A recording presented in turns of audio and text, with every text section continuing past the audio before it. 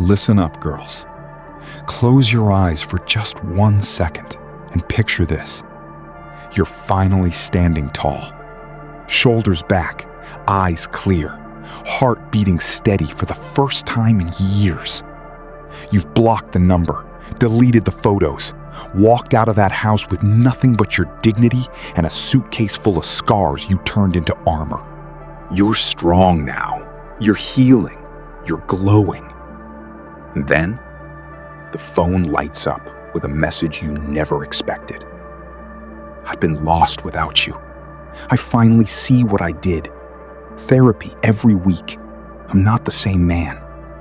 Please, just read this letter. I wrote it for you. Your stomach drops. Your hands shake.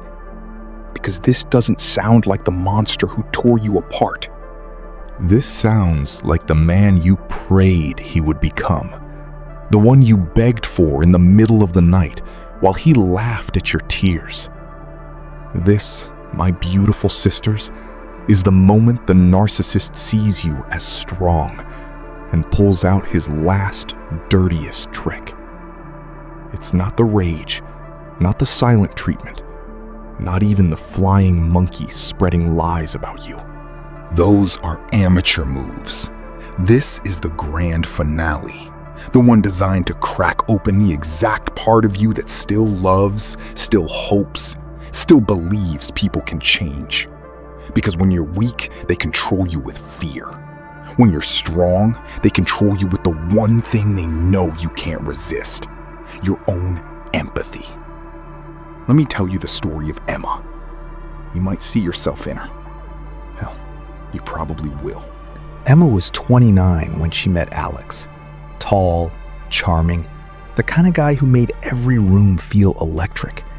He swept her off her feet with late-night talks about dreams, surprise flowers, and promises whispered like secrets only she was worthy of hearing.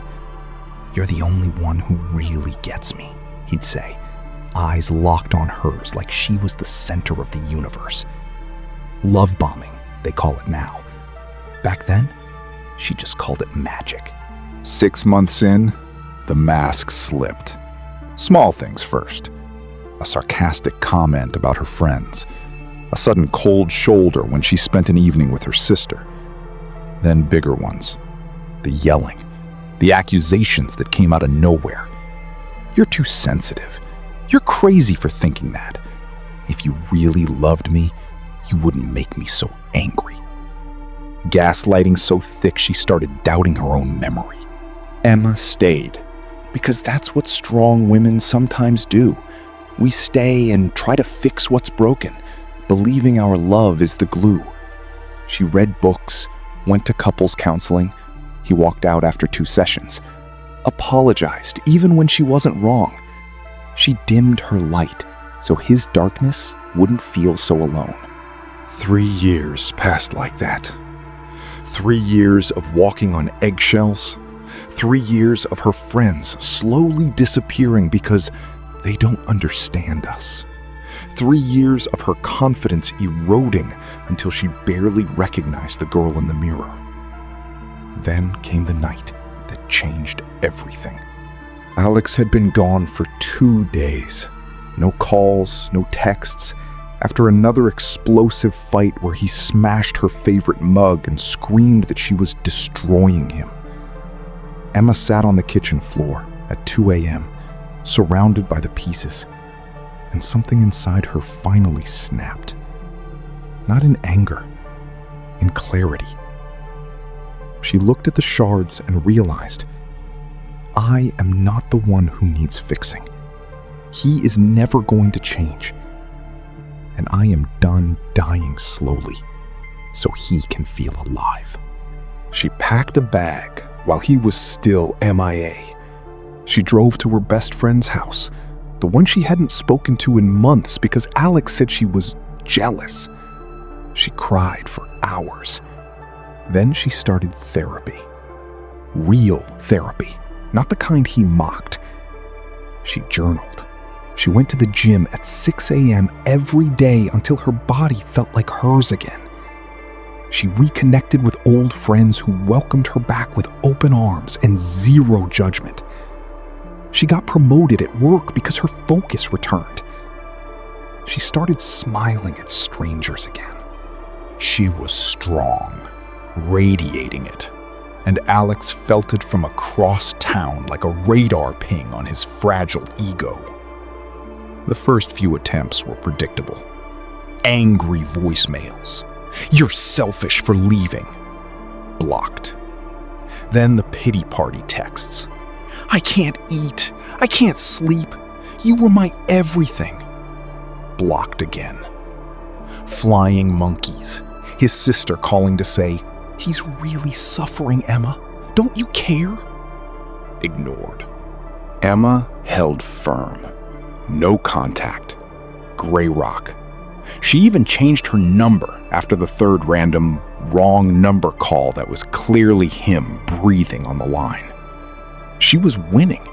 Her therapist high-fived her in session. Her friends toasted her freedom. Life was opening up. New hobbies, new possibilities, maybe even the courage to date again someday. That's when the last dirty trick arrived. It came in the form of a handwritten letter delivered to her office by a courier. Thick cream envelope, his handwriting on the front. Inside, 10 pages. 10 pages of raw, vulnerable, heartbreaking honesty. "Emma, I know you probably won't read this. I don't blame you. I was a monster. I see that now. I've been in intensive therapy 3 times a week. My therapist says I have narcissistic traits from my childhood trauma. I never told you about my dad, did I? The way he beat me down until I learned to manipulate to survive. I'm not making excuses. I'm owning it. For the first time in my life, I'm owning it. I replay every fight in my head, every tear you cried, every time I made you feel small because I felt so empty inside. You were right about everything. I was terrified of losing you, so I tried to control you instead of loving you. I'm not asking you to come back. I don't deserve that. I just needed you to know I'm changing. Not for you, for me. But if some small part of you ever wants to hear how sorry I am in person, I'll be at the cafe on Maple Street this Saturday at 10 a.m. No pressure. I'll wait 1 hour, and then I'll leave.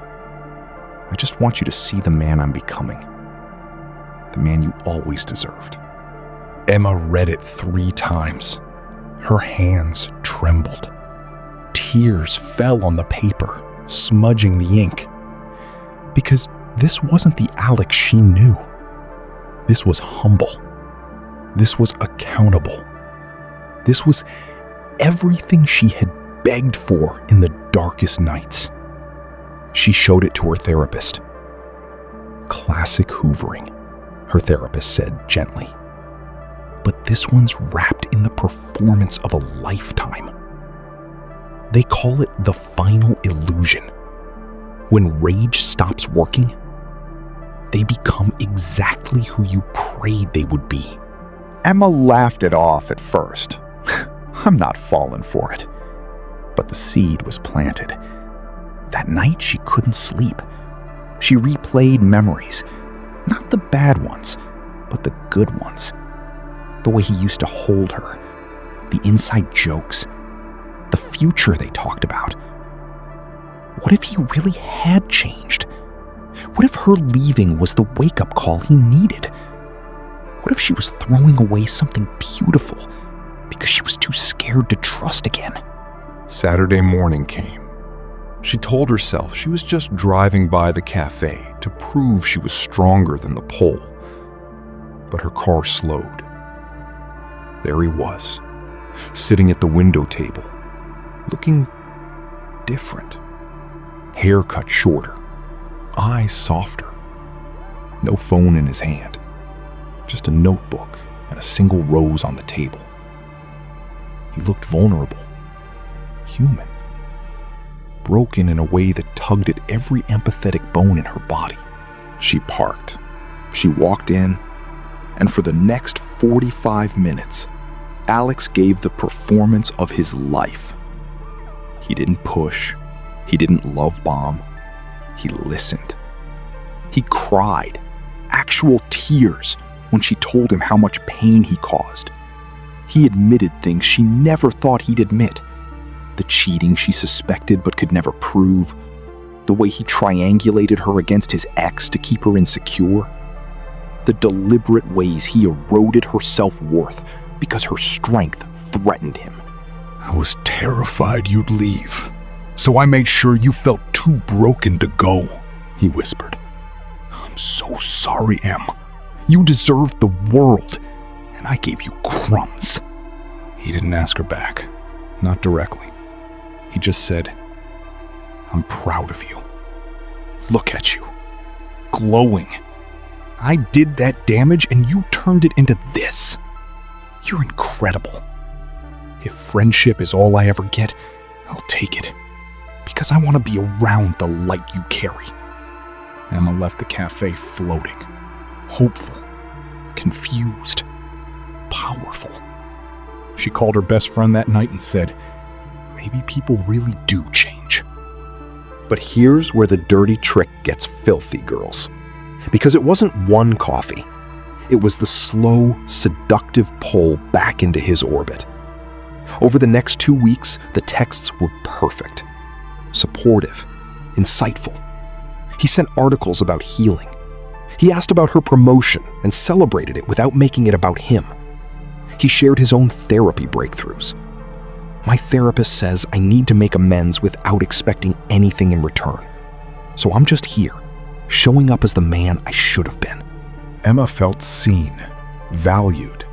The version of Alex she had always fought for was finally here. And the more she engaged, the more he mirrored her strength back to her. He even suggested she keep her no-contact boundaries with him if it made her feel safe. I respect whatever you need. I'm not here to pressure you. It felt safe. It felt real. Until it didn't. 3 weeks in, the cracks appeared. Subtle at first. A comment about how her new friends didn't really know the real you like I do. A soft sigh when she mentioned a date she was considering. I just want you happy, even if it's not with me. Guilt wrapped in kindness. Then came the vulnerability bomb. Late-night voice note where he broke down crying about how losing her had made him realize he was suicidal for a moment. I didn't do anything. I called my therapist. But I needed you to know how dark it got. You saved me by leaving Em. You forced me to face myself. Emma's empathy kicked into overdrive. She stayed on the phone for 2 hours comforting him. The man who once called her tears manipulative was now using his own like a weapon. The dirty trick was working. She was slipping, spending more time texting him than focusing on her own healing, questioning her new life, wondering if she had been too harsh. The strength she had built started to feel cold, lonely. Because who understands you like the person who broke you and then fixed himself for you? Her friends noticed. Her therapist noticed. But Emma defended him. He's different now. You don't know him like I do. Then came the real trap. The one that almost destroyed her completely. Alex invited her to a casual group dinner with mutual friends. No pressure, just friends. I want them to see we can be civil. I want to show them the new me. She went, because by then, the hope had hooked her deep. At the dinner, he was magnetic. Everyone commented on how much he changed. He toasted her growth. He told stories of their past that painted him as the fool and her as the saint. People clapped. Someone said, "You two should give it another shot. You're goals now." And in that moment, surrounded by applause and warm eyes, Emma felt it. The pull to go back, to prove everyone right, to finally have the happy ending she deserved after all the pain. But then her phone buzzed under the table. A text from her best friend who couldn't make it. Do not fall for the performance. I just found out from his ex before you, he did the exact same "I'm in therapy, I've changed" routine with her. Same letters, same cafe, same tears. He's been workshopping this script for years. Emma's blood ran cold. She excused herself to the bathroom, heart hammering. She opened her notes app and reread the old journal entries from the worst nights. The ones where he called her worthless. The ones where he threatened to ruin her life if she ever left. The ones where he laughed while she begged. The man at the table wasn't new. He was upgraded. The final dirty trick wasn't love. It was the illusion of love, perfectly tailored to her healed self. He didn't want the weak Emma. He wanted the strong one. Because breaking a strong woman gives a bigger high. Controlling someone who knows better, that's the ultimate supply. She didn't go back to the table. She walked straight out the front door, blocked every number again, and drove home with tears streaming. But this time, they were tears of rage and relief. That night, she wrote in her journal, "He saw my strength and tried to weaponize my empathy against it. Never again." Emma's story isn't unique, girls. I've heard it 1,000 times in different voices. There's Sarah, whose narcissist started posting healing journey content online the exact week she went public about her abuse. Subtle digs disguised as self-growth posts that made her look bitter if she responded. There's Priya, whose ex suddenly found God and joined the same spiritual group she attended, showing up with tears and apologies in front of her entire community. There's Mia, whose narcissist faked a cancer scare, complete with forged doctor's notes, just to get her to the hospital bedside so he could whisper how her strength had healed him. The pattern is always the same. When you're weak, they devalue you. When you're strong, they don't fight you. They seduce the healer in you. They study your healing. They mirror it back. They become the fantasy version of themselves you spent years trying to manifest. And they do it with surgical precision because they've watched you grow. They know exactly which heartstrings to pluck. Why does this trick work so well on strong women? Because we are wired for empathy. We stayed in the relationship trying to fix them once. We believe in redemption arcs. We've done the inner work, so when they claim they've done theirs, it feels like the universe is finally aligning. Our strength makes us compassionate, not cynical. And that's exactly what they count on. But here's the truth they don't want you to know. Real change doesn't come with a performance schedule. Real change doesn't need an audience. Real change happens quietly, consistently, without needing your validation to keep going. A man who truly transforms doesn't time his breakthrough for the exact moment you're thriving without him. He does the work even when you're gone forever. So how do you spot the last dirty trick before it hooks you? It looks like accountability, but never quite lands on full responsibility without a side of pity. It sounds like growth, but always circles back to how your strength inspired it. It feels safe until the subtle guilt creeps in. I'm doing all this, but you still won't give me a chance? It arrives exactly when your life is blooming. New job, new glow, new boundaries. The dirty trick weaponizes your progress against you. It says, "See, I'm strong now too. Don't you want to celebrate that together?" Girls, the antidote is simple but brutal. Stay no contact. Every single time. No coffee, no letter, no just friends. Block, delete, and keep moving. Your strength isn't a weapon for them to turn against you. It's your shield, protect it like the treasure it is. Emma is thriving now. She's been no contact for 18 months. She's in a healthy relationship with a man who never needed to break her to love her. She mentors other women leaving toxic relationships. And every time someone asks her what finally worked, she says the same thing.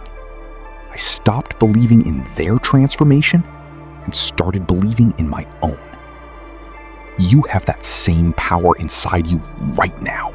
If you're reading this and the last dirty trick is happening to you, or if it already did and you fell for it and crawled your way back out, I see you. I'm proud of you. You're not weak for hoping. You're human. And now you know the game. So tell me in the comments, beautiful girls, have you ever experienced this exact moment when the narcissist saw your strength and suddenly became the man of your dreams, only for it to be the ultimate illusion? Did you fall for it? How did you break free? Or are you in the middle of it right now and need sisters to hold you accountable? Drop your story below. Share this video with every woman you know who's healing from a narcissist, because your voice might be the one that saves her from falling for the final trick. You are stronger than their performance. You are wiser than their script. And you are never, ever alone in this. I'm reading every single comment. Let's heal together. You've got this, queens. Now go be unstoppable. The world is waiting for the version of you that no narcissist can ever touch again.